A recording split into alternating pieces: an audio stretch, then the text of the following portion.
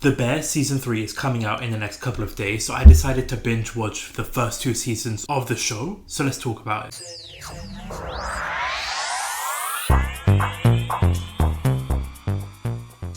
So yes, I watched the first 2 seasons of The Bear as I'm building up towards the 3rd season of the show. Now, full disclosure, I've not seen the show before. I've heard nothing but great things about it, so I was excited to be checking it out. So we're going to dive into Season 1, Season 2. If you're new to the channel, I've also done binge watching videos for the Arrowverse, for the X-Men animated show, so you can check that out on the channel. You can check those cards right here. So if you like that type of video, do consider hitting that subscribe button, smash that like button, share the video, just all of that YouTube stuff. And if you haven't seen the show, we will talk about spoilers at certain moments. So honestly, I'm going to say this right now, I highly recommend the show after watching both the seasons.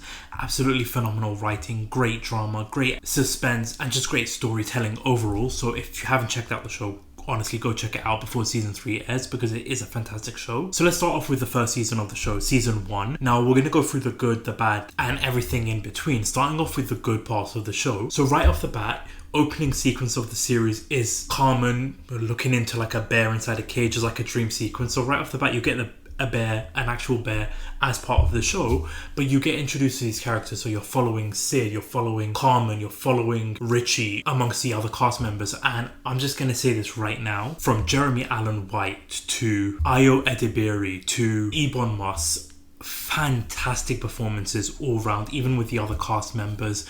Now, all I kept thinking when I was watching the show, especially when I was watching Ebon Moss Richie in the show, is that he's going to be playing Ben Grimes, the Thing in Fantastic Four, and I am completely sold with him as Ben Grimes in the Fantastic Four movie based on his performances in the first 2 seasons of the show. And I'll go dive more into it, especially in Season 2. He killed it in this show, even amongst the other cast members. Like I said, the 2 main leads that you're following is you've got Sydney, played by Ayo Edebiri, and then Carmen, who's played by Jeremy White Allen. They kill it in this performances, especially like the intense moments and the intense portions of the scenes in this first season.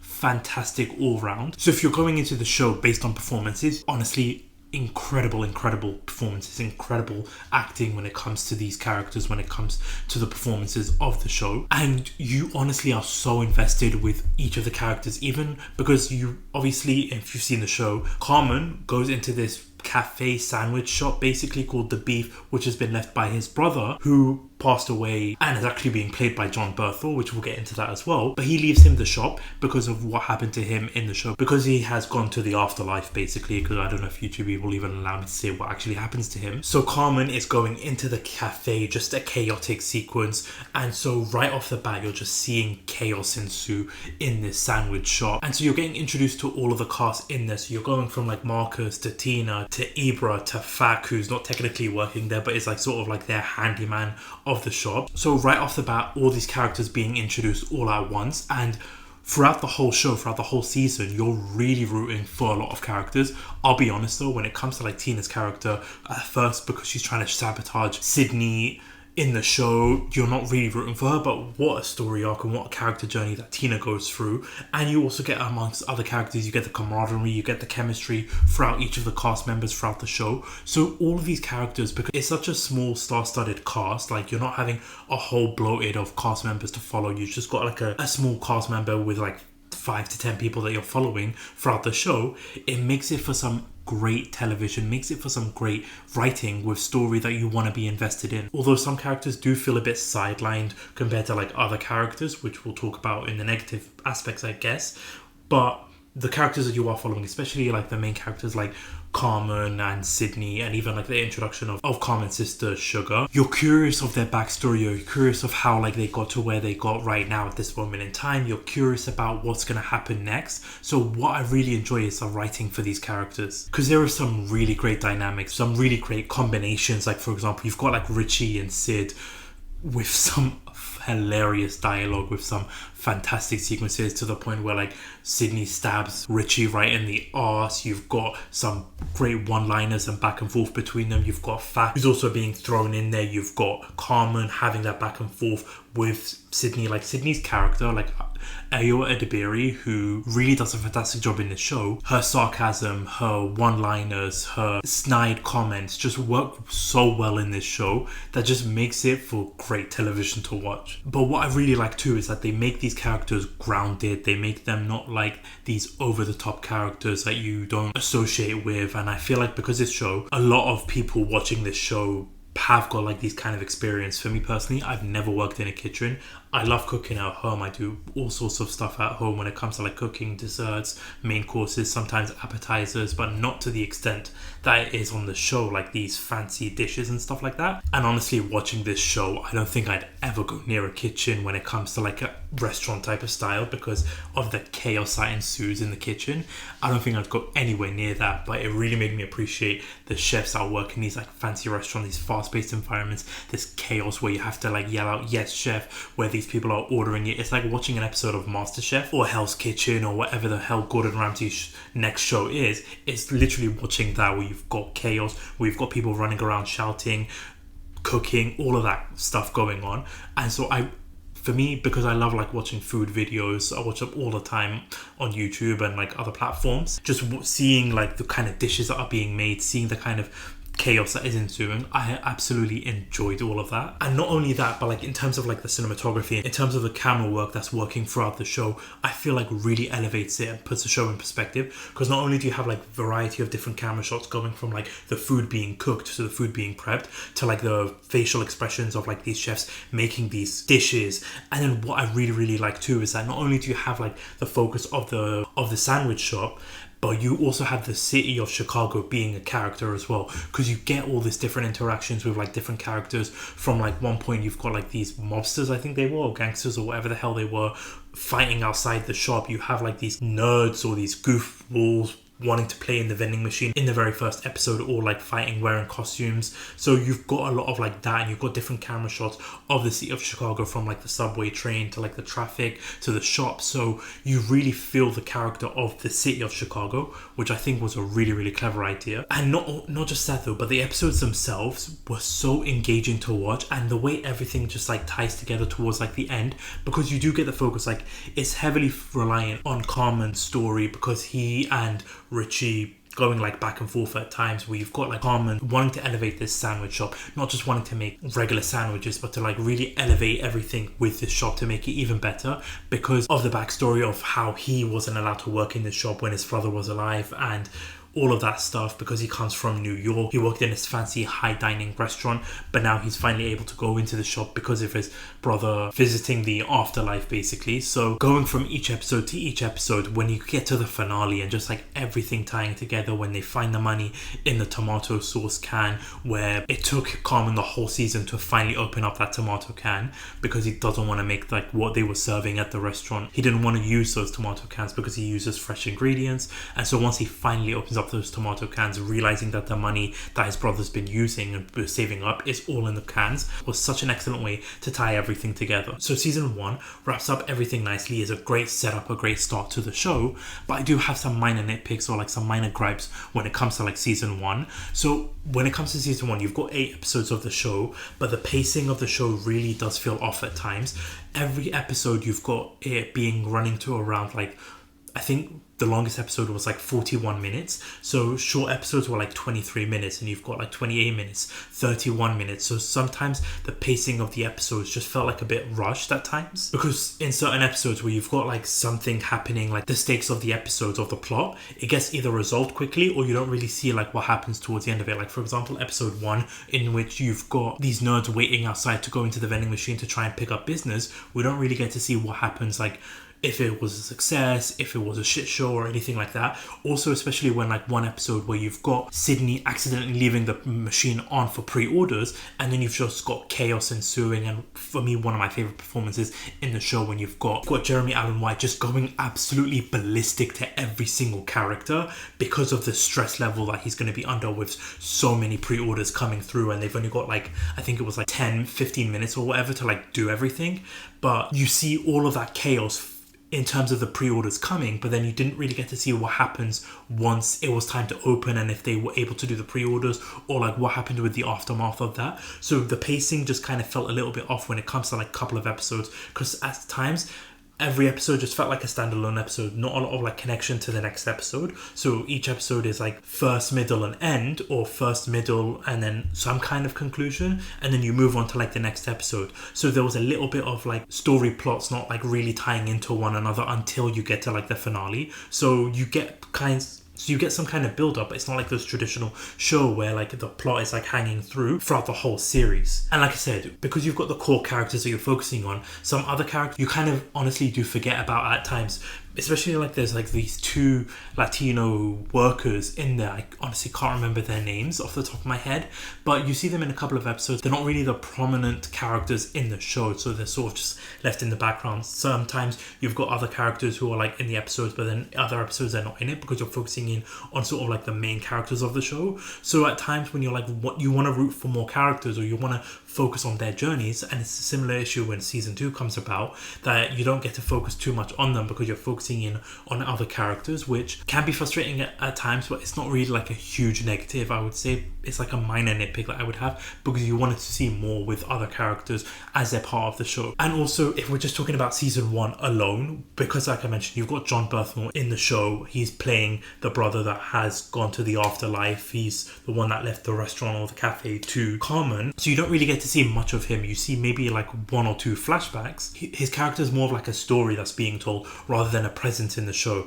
And what I mean by that is that most of the characters talk about John Berthmore's character in the show, like memories and what they thought about him and that kind of stuff. So he's more talked about rather than actually shown in the show. Like I said, there's a couple of flashbacks which I would have wanted to see more of that. I would have wanted to see more of like the backstory and some flashback sequences with Carmen and his brother as like they're building up, or even like Richie and John Berthmore's character. Just a little bit of flashbacks with that, but it kind of makes up for it in the next season, because overall season 1, a fantastic start to the show, a really solid opening season to what is a fantastic show. So I really was hooked into this show and was literally binging every single episode. Because then we move on to season 2, and what I really enjoyed about season 2 is that they kind of heard my nitpicks or my negatives, because season 2 is going from 8 episodes to 10 episodes, and a lot of like the episodes have got longer runtime. Like I think the longest one was like an hour and 7 minutes or something like that, but it was definitely over an hour.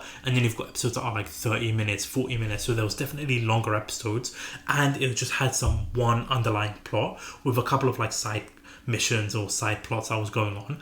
But season 2 was definitely a vast improvement to season 1, even though season 1 was so fantastic. So in season 2 you literally have like the build up because of what happened in season 1 ending. Like I said, they find all this money, so they want to now renovate this shop, going from like a sandwich shop to like some high-end restaurant, high-end restaurant, I guess you can call it. So that basically that's the plot of the season. So you've got them rebuilding this shop, rebuilding this, I keep wanting to call it a cafe, I know it's not a cafe, but rebuilding this restaurant slash cafe to having it where it's more of a high-end restaurant. And so with like the plot spreading out throughout the whole season, you've got a lot of like tension, a lot of stakes, a lot of investment into the storyline that I thought worked so well, especially with the writing. Like you've got moments where you've got like the fire compression situation, you've got moments where like they're destroying the wall, you've got plumbing issues, so just a lot of things where you think that the restaurant isn't going to be opening up in time. And so that's what I really liked about the season, is that the same ongoing plot threads throughout the show. And so definitely the pacing was improved by a lot, because the show, like I said, you've got like the ongoing plot thread, so the pacing of the show, it doesn't feel like things are happening at the end of the episode or just cut off and like nothing's continuing on the next episode. It all is an ongoing plot that works really well, writing works really well, pacing works really well. So it's definitely an improvement compared to like what happened with season 1.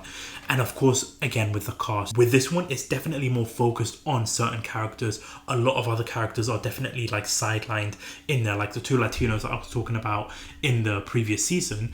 They're literally there for the first episode and then there for the final episode, I think it was. Or honestly, I don't even remember them appearing in like the later in the latter part of the season. I honestly could be wrong, but that's how forgettable they were in the show. And then even like Ibra's character, like because him and Tina are going to this culinary school in which they're trying to improve their skills. Tina's like all on board, and her character arc, which was absolutely fantastic, going from like honestly where I wasn't rooting for her in the first couple of episodes in season 1 to honestly just enjoying every single moment she's on screen, with going from like learning, improving her skills to her knife work to then going on like karaoke and just killing it at the karaoke sequence. So she's such an improved character, and you just see her getting this promotion at her job. So she's going to be Sydney's sous chef, where from where she started to where she ends up was absolutely fantastic. You are rooting for this character, especially because where she came from the very start of the show. But then you've got like Ibra's character, who also was part of the culinary class, but then he's kind of quits, or he just like it's too overwhelming for him, so he kind of disappears for half of the season, and only to end up coming back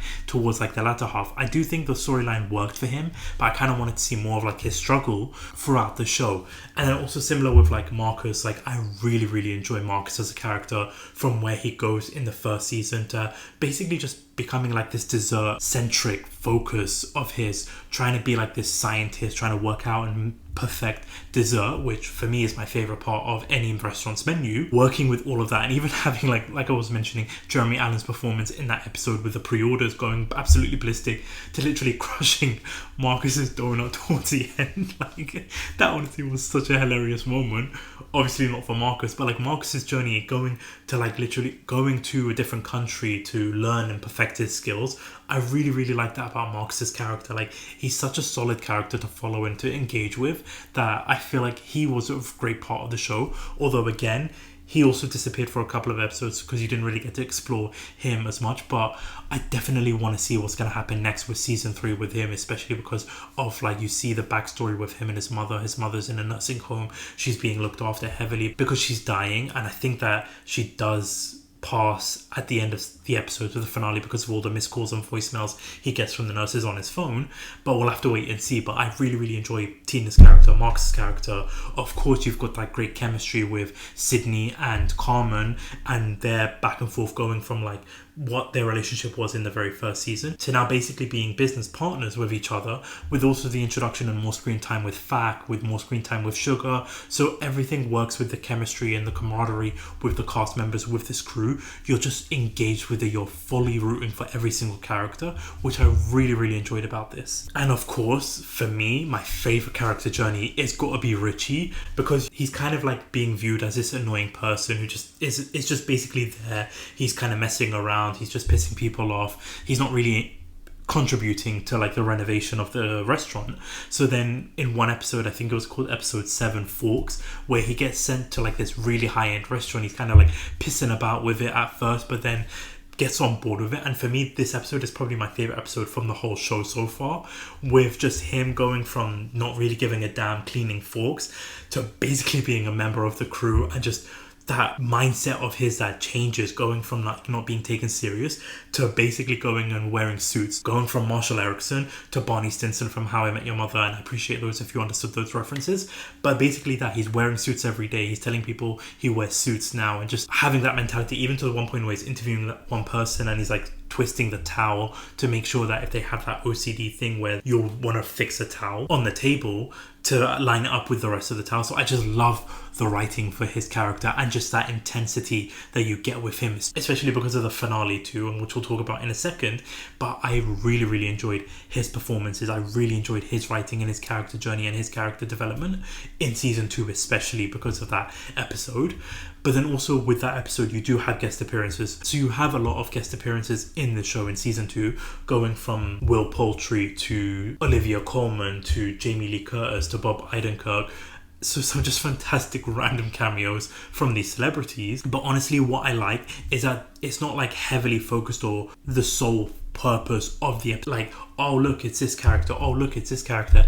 It's really subtle, especially because, like, for example, like Olivia Colman and Will Poulter's character, like, they're chefs working at these restaurants, so they're just kind of there, so you're not really focusing too much on them being in the show, rather than their story and just how they're working and interacting with each character. So in terms of like the guest stars in the show, in terms of like the celebrities, they're definitely not like overshadowing the episode, which I think is a really, really clever way of introducing these characters to the show. But then of course with that finale, I loved this finale because you've got the build up of this whole season linking to like this restaurant being opened up. Of course they managed to get everything opened up, not like with the easy route, but they managed to open up the restaurant, and you've just got this hectic shit show. Because for me, I'll talk about it in the negatives, but for me, I was really missing the cooking aspects, like the chaotic kitchen aspect of the show. They brought it into this episode, but they brought it like 100 times more with the intensity there. And then of course watching like the chaos ensue, which for me I absolutely loved. But again, similar to like season 1, you've got some great camera work going from like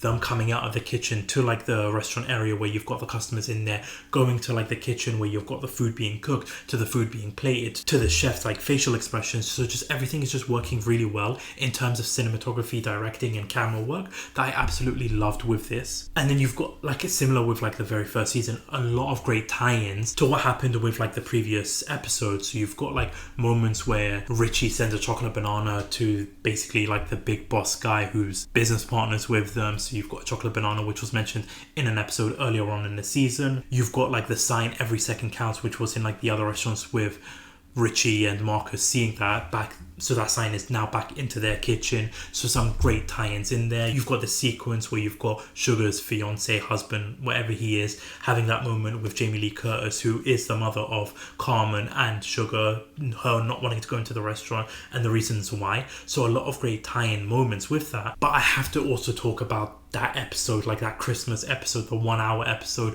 which is a flashback episode of A Christmas Dinner, which is where you've got Bob Odenkirk, where you've got Jamie Lee Curtis and you've got John Berthnell in there. So it's like an hour-long flashback episode of one Christmas Eve or one Christmas dinner that they had.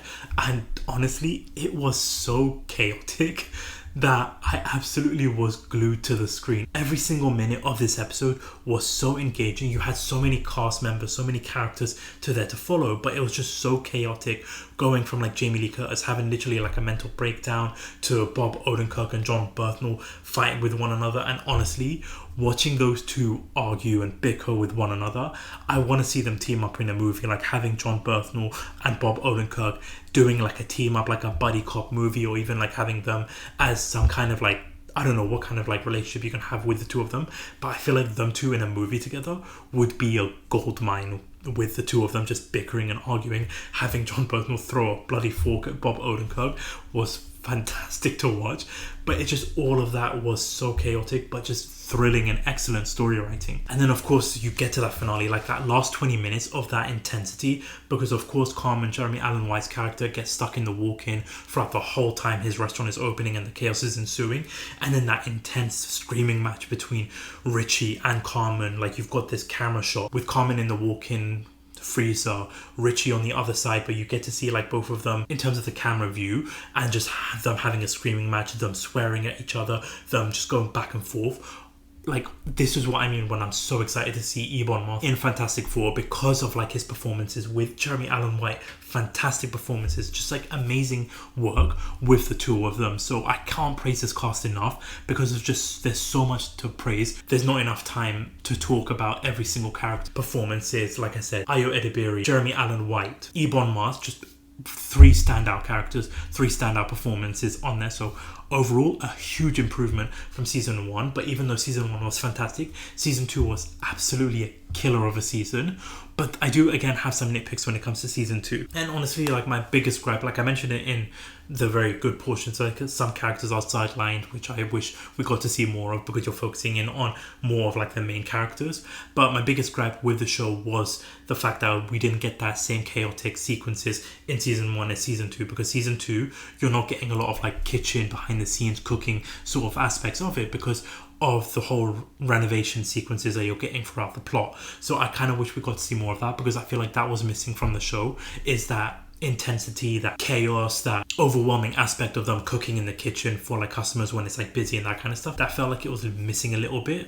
And also when it comes to like the story point with like Claire and Carmen, like his girlfriend, for me it wasn't like a huge negative. I'm kind of in like a take it or leave it when it comes to that character. Like I'm not really too invested with that storyline because I'm more invested with like the restaurant aspects, the cooking aspects and that kind of stuff versus like the relationship aspect with her and Jeremy Allen White's character. But again, minor nitpicks. And from seeing the trailer of season 3, this show looks like it's going to be going up a gear in terms of the chaos, in terms of the shithousery, in terms of the absolute madness that's going to take effect. So I am so excited to check out season 3. But honestly, so far with season 1, season 2, a fantastic show that's so enjoyable to watch that I genuinely cannot wait to see what they're going to do with it. If you've seen the show, please let me know your thoughts in the comment section down below. What your favorite season is, how excited are you for season 3? Let me know all of that down in the comment section below. But I want to thank you all so much for watching and thank you so much for listening. Don't forget, we will be doing a season 3 review when that does come out because we're going to be binge watching all of season 3 when the episode drops on Wednesday evening. So a review will probably be coming out on Thursday. So keep an eye out on that. Subscribe to not miss out on that. But this is YK Reviews. Peace.